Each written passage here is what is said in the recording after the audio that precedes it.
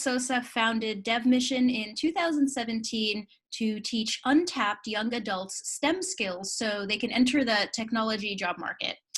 So Leonardo, thanks so much for joining us.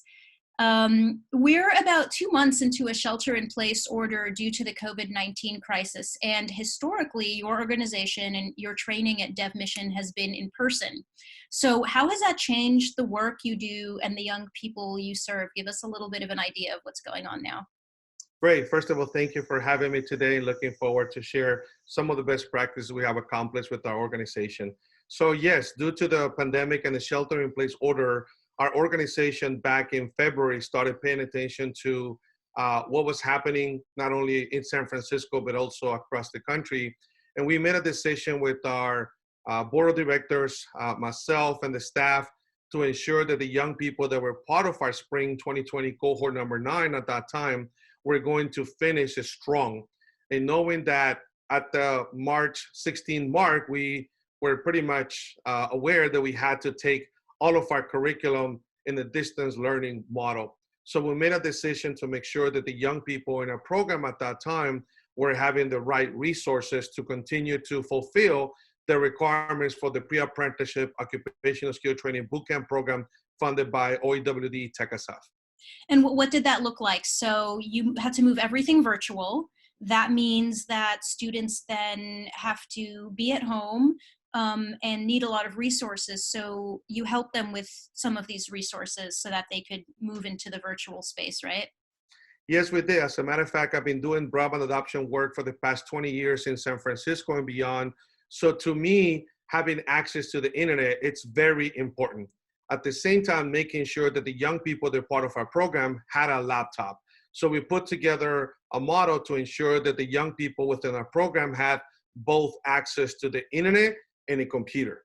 Away from that, we also made recommendations for the young people in our program to have a place at home, a desk, make sure that they're not being interrupted by anything, and being committed to be in the program for 4 hours a day. So we decided to make sure that all the young people in our program had the necessary resources to continue with the distance learning virtual model. And that's including things like a stipend, you told me earlier, just to make sure that they're comfortable in their lives, right? Yes, as a matter of fact, we're funded by the Office of Economic and Workforce Development, TechSF, which allows young people in our program, ages 17 to 24, to receive a $500 stipend. So that was very important for these young people to receive through the pandemic so they can have some basic needs. So we made that effort. And we also started investing on the Zoom accounts, making sure that we had enough Google resources. Our curriculum had to be completely transferred to the virtual model. So we made a big effort to make sure that young people had the ability to stay motivated and engaged during that virtual distance learning model. And how have they responded? Walk us through what's happening with this first virtual cohort. What does each day of the week look like? What are they learning? How are they liking it? Very excited to share our model with everyone. So we started doing this program 3 years ago with the idea to connect young people to careers in the tech industry through post-secondary and employment pathways. So our model is very unique and simple. It's 12 weeks. We call it our pre-apprenticeship occupational skill training bootcamp. On Mondays, they work on Internet of Things, which is IoT. That's being managed by Google hardware engineers. They learn how to connect with breadboards, sensors, LED lights, and they do some amazing work with that curriculum. On Tuesdays, it's our IT essentials. So we know there is a lack of IT technicians in the tech industry, so we rolled out our curriculum on that day. On Wednesdays, it's programming day. So they learn 3 programming languages, HTML, CSS, JavaScript, and they build a web app for the community.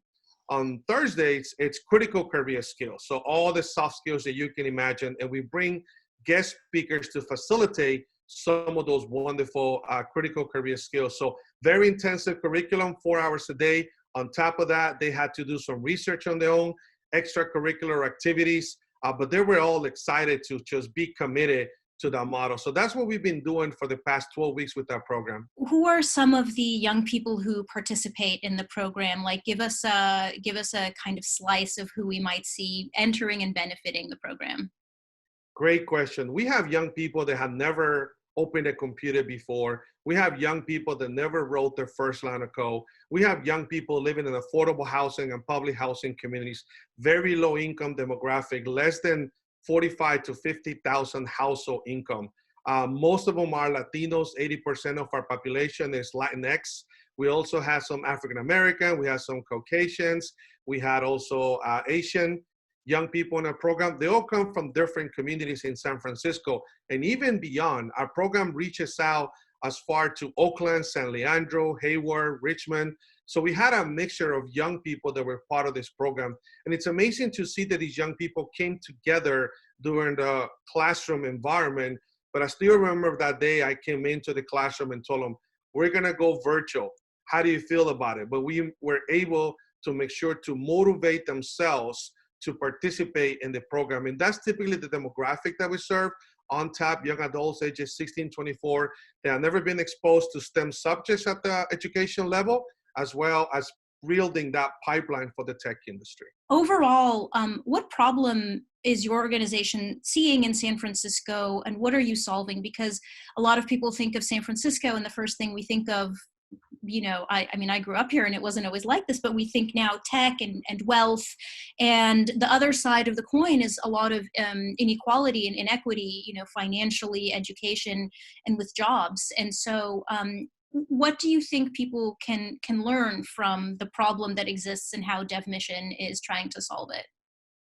Great question. So as we started this organization back in 2017 with a team of technologists that made it happen, we saw the lack of STEM subjects happening at the high school level. Just to give you some stats, about 80% of parents across the country want their kids to pursue STEM careers, but only 40% high schools across the country teach those STEM subjects. And in San Francisco, there is also a lack of STEM education with those high schools. And I know the Unified School District is making a big effort, and they've done some tremendous work to make that happen. But there's still a lot of young people that are not interested in that career. So what subjects are we talking about for people who aren't familiar with STEM? So what would you be learning in high school if you're learning science, technology, engineering, and math? And now with the new term, which is called STEAM, they're adding the A for the arts on that piece. So, you know, that has been a gap predominantly in San Francisco and other communities I've been working with. And I have kids of my own that also have not been connected to those opportunities. So we saw that gap. That was the first solution we wanted to create. The second is the diversity piece within the tech industry. We know that there's a lack of diversity. The last Google report that came out back in 2015, I believe, had also a very low percentage of Latinos and African Americans work in the tech industry. The tech industry is making big efforts. They're hiring some of the young people from our program. I know TechSF is also making big efforts to make sure the pre-apprenticeship program happens at that level. So we saw that combination of those two, you know, gaps. So DevMission decided to put together a model where we bring the program to the underserved communities, where we bring computer labs, where we bring access to resources, where we have young people that are now alumni coming back to teach other young people in the community. We want young people to stay in San Francisco. We want them to work in the tech industry. We don't want them to leave. We want them to stay and give back to the community. So that's one of the big challenges that we continue to face. And now when you think about working from home remotely, that's a new environment for these young people, but now we're connecting them to those opportunities as well. So I hope I was able to answer your question, but that's kind of what we've been trying to do with this organization, create this model to solve those actual problems at the education level and at the technology level. Yeah, absolutely. No, that was a really clear description of where San Francisco does have these gaps and a little bit of inequity, especially in the tech industry, wealth, the education that gets you access to these jobs. So it really does look like you're solving for that. And so this was the 9th cohort for DevMission, the one that moved virtually. So tell us over the years or over the cohort, some of the success stories. Where have these young people gone on to? Since we started this organization, over 150 young people have been part of our program. We have an 82% graduation rate.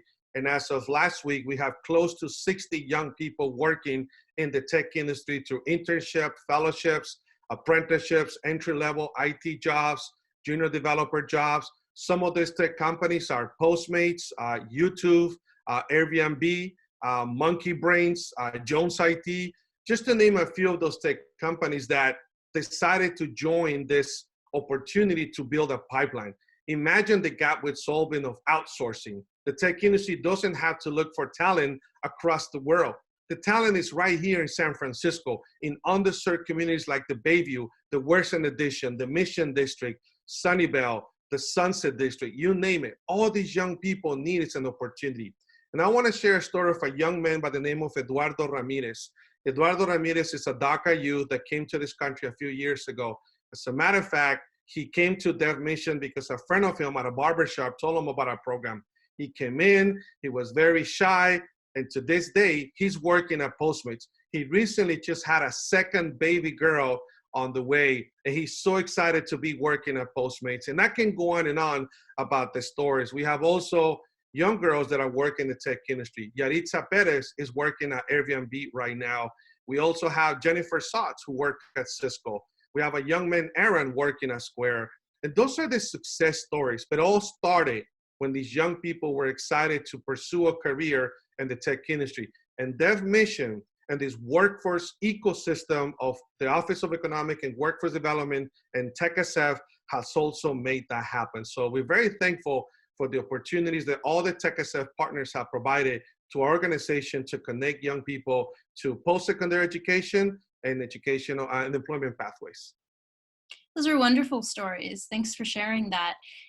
You were forced to move everything online and virtual, and like you said, in this new everybody work from home and do everything at home environment. But I think I'm hearing you say that it's turning out to be a good thing. What benefits have you seen from teaching the young people virtually, and how are you going to take this going forward even after the shelter orders are lifted?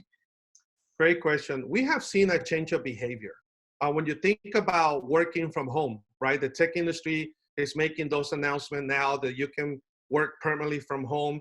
And these young people have now the luxury to be at home, to get a cup of hot cocoa, to get some marshmallows, get those headphones on, go through virtual environment like LinkedIn Learning or some other resources that we have been able to provide, some virtual environments so they can continue to get that environment. And it's also a great commitment to see from their families that now they're at home. They don't have to worry about the dangers of going at night from the Bayview to the Mission or from the Mission to Beast Valley. Now they're at home, learning on their own, getting excited, feeling comfortable, setting up schedules so they can be committed to that process. And we also not only have seen that change of behavior, but also the excitement.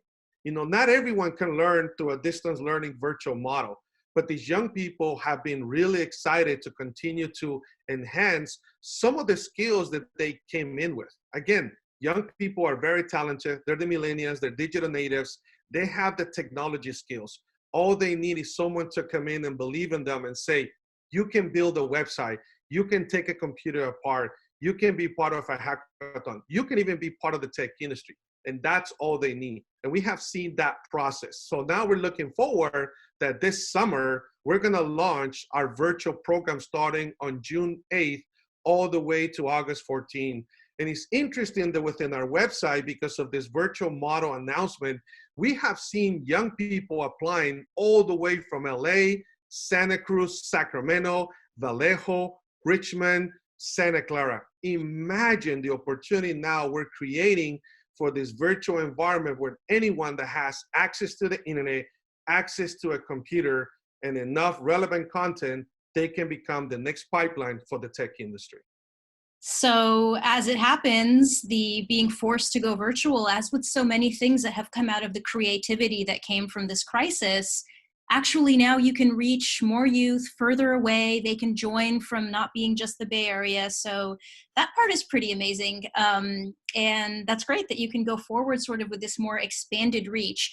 And just finally to wrap up, I think there's, especially the longer this goes on and the more that we interview and talk to nonprofits, we see that there are people who may be out of a job and have time and they want to volunteer and help because of how good it feels.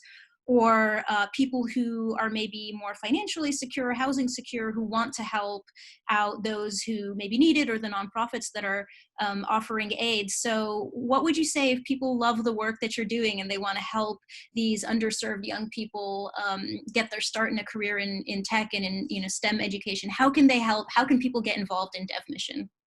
Great. Well, first of all, they can get involved by visiting our website, www.devmission.org, and they can go to our donate page. We're running a campaign right now to provide basic necessities for the young people in our program. And I want to take this opportunity to give a big shout out to the San Francisco Foundation, who gave us a $5,000 grant to support the young people. Last week, I was writing those checks, and literally this week, some of the young people are sending me their pictures, their videos, buying their groceries. And that's a gratifying feeling through this pandemic. But away from that, we need volunteers, we need mentors, we need computers, we need laptops, we need desktops. Twitter gave us a donation about a week ago, and we continue to get donations from other tech companies because, like I mentioned at the beginning, we need access to computers, especially right now with what's going on. So I encourage everyone that wants to give back to our wonderful organization. Don't give back to Dev Mission. Give back to the young people that are working tirelessly to become the next generation of tech talent. Every dollar counts. So anything that you can provide, we're here. If you want to reach out to me, my contact information is on the website. But I also want to thank you, BAVC, and everyone that has made this interview possible, because without you, the message will not be delivered out there. So thank you for this opportunity. Hey, we're so happy to hear about all of the good work that nonprofits are doing. I mean, it's everything from youth, career services, homelessness, food insecurity, the arts. And so thank you so much for all of your work, for taking the time to tell us everything you're doing, and for having such a great program and pivoting so fast to serve the young people. Thanks again, Leonardo, for talking to us.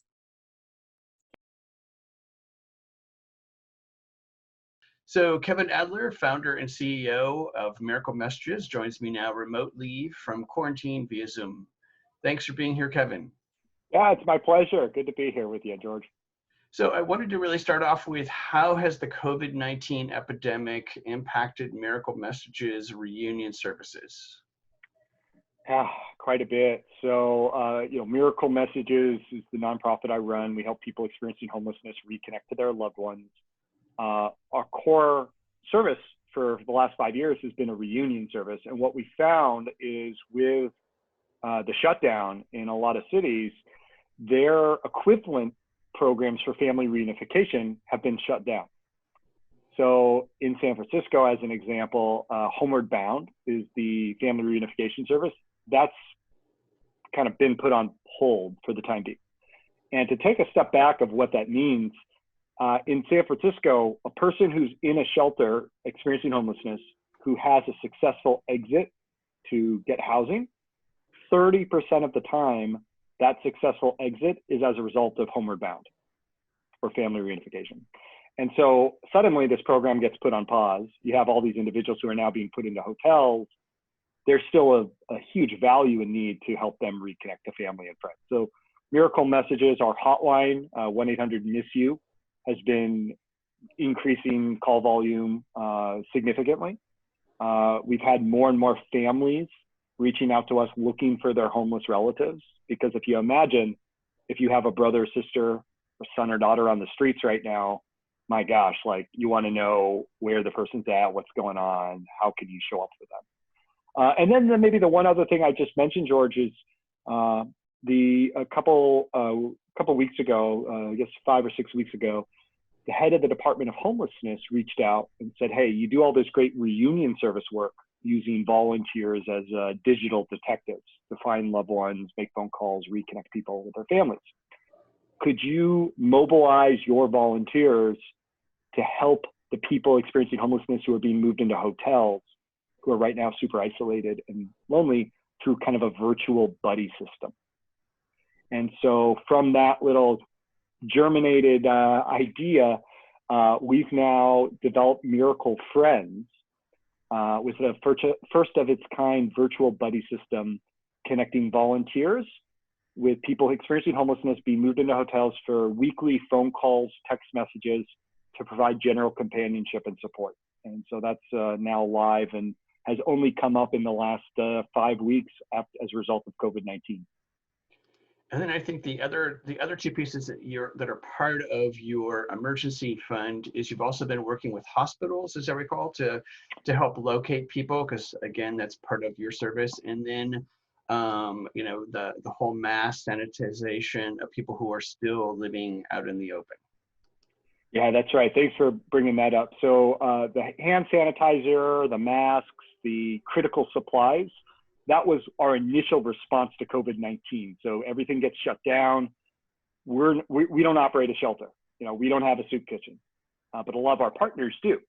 So suddenly they still have a huge and growing client load. We're able to kind of have some breathing room and work remotely. And we're like, well, where can we add value to these partners? Because they're overwhelmed right now. And that's where we were working. We got about 120, 125 shipments, deliveries, and procurements. And we're even creating our own Miracle Messages label of hand sanitizer with a local distillery that's repurposed their manufacturing processes to be focused on hand sanitizer instead of liquors and spirits. And then the hospital piece that you mentioned, George, is a really emergent program that we're excited about. Even before COVID-19, hospitals have kind of a term that they use, some variation of frequent flyers of the emergency room or friendly faces of the emergency room. These are people often who are experiencing homelessness who use the ICU as a waiting room. So during COVID-19, as you can imagine, where every single bed is just mission critical, like you do not want someone staying in a bed any day, let alone hour longer than they need to, it becomes increasingly important to try to find next of kin for those individuals, find a support system, the emergency contact. So we've been starting to work with hospitals to do that. They're swamped right now. They got a lot going on. So it's really a matter of finding the right caseworkers, social workers, outpatient services, and then connecting the service there. But yeah, working with hospitals to help people in the ICU reconnect to loved ones when they're experiencing homelessness is another service we've started to offer as well. And so how can people actually get engaged with Miracle Messages? I know you have a wonderful volunteer, especially your wonderful detective group. And then you've also set up, a monthly funding where you're trying to basically deliver care packages to people, socks and the like.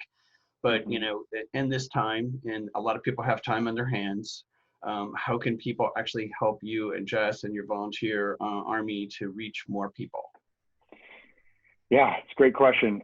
If you're interested to roll up your sleeves and be a volunteer, we would love to have additional folks volunteer to connect with their neighbors experiencing homelessness as Miracle Friends. So they can go to miraclefriends.org and learn more about that program and apply to be a volunteer. If they'd like to locate loved ones and be a digital detective for good, so making phone calls, writing letters, trying to find family members who might want to reconnect to a person experiencing homelessness, they can go through our Get Involved page on miraclemessages.org. And then beyond that, we're always looking for strategic help with, sponsorships, partnerships, expansion to new cities, fundraising, marketing, cross promotion.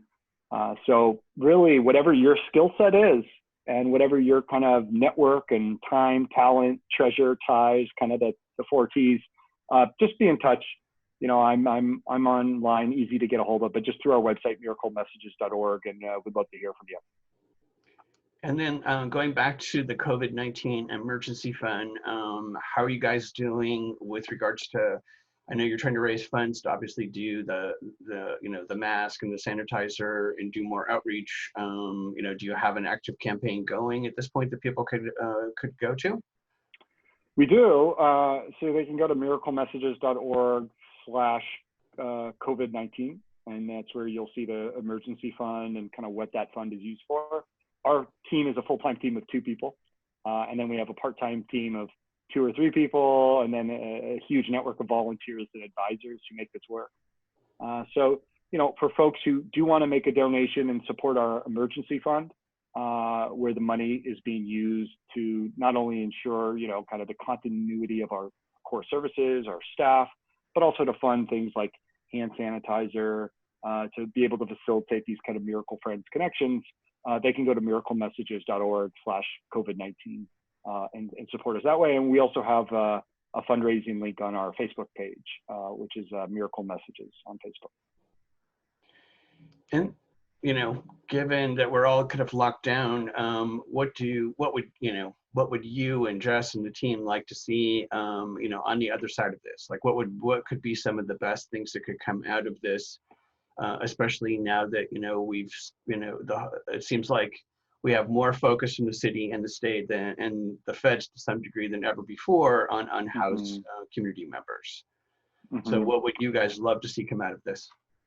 Well, a couple things. So before we're out of this, I think there's some things that can be done while we're in this that aren't being done right now. So this is the best chance I've seen in the 5 years I've done this work for layering on other support services to a person who's experiencing homelessness that's temporarily in a hotel. So, you know, people hear supportive housing first. Housing first is like kind of the, you know, best practice for the country. Housing first is a kind of 5-pillared strategy in which secure housing is the first step of multiple steps that then follow. So now is a perfect time for harm reduction, for understanding kind of the drivers of a person's housing insecurity, for strengthening their social support network and providing kind of a buffer, accessing information, you know, helping to problem solve. So I'd say number one is layering on support services to people in the hotels. That's one. Number two, right now, is it's a perfect time to be forming relationships with people experiencing homelessness through these tools that we're relying on to communicate with each other as housed people, right? So here's this moment where if we think about it, and we're honest with ourselves on this show, right, George? If we think about it, like, we were not interacting with our neighbors experiencing homelessness before COVID-19. You know, maybe you give us a couple bucks on the streets, you say hi, you kind of smile. That's about it. Well, we're now in an instance where we're kind of isolated at home, keeping socially distanced from others. Our experience, and a person who's experiencing homelessness, though I wouldn't trade my situation for theirs by a long shot, there's a little bit more of a familiarity than existed before. There's a little bit more of like, yeah, I'm isolated too. I'm feeling anxious. You know, I've been affected by this. I'm nervous. I don't know what's going to happen. My job's unstable, right? So I think that moment of shared experience provides a gateway to form connection and understanding and recognition. And that's where Miracle Friends is really trying to make the most of that, is to form those relationships. And that matters because once they, you know, whatever comes after COVID-19 with the hotels and, you know, the next stage of emergency housing or supportive housing, people are going to need friends and supporters and neighbors who stand up for them and know them and say, hey, it's not just we need to house the homeless. It's Joe, he needs to be in an apartment, right? And here's how he got on the streets. So that's what we're trying to build right now, is that relational piece and that kind of support services piece, so that when the hotel thing ends, there'll be more energy towards getting people permanently housed, which is, of course, what we're all after. Thank you very much, Kevin, for sharing your team's work today. And we're going to make sure that the viewers have all your contact information, website. Thank you for sending all of that information as well. And, you know, please, you know, you, Jess, the whole team out there, because you're out there working, please stay safe. And really appreciate all your work as we work our way through this. So thanks for the time. Have a wonderful weekend. You as well. Thank you.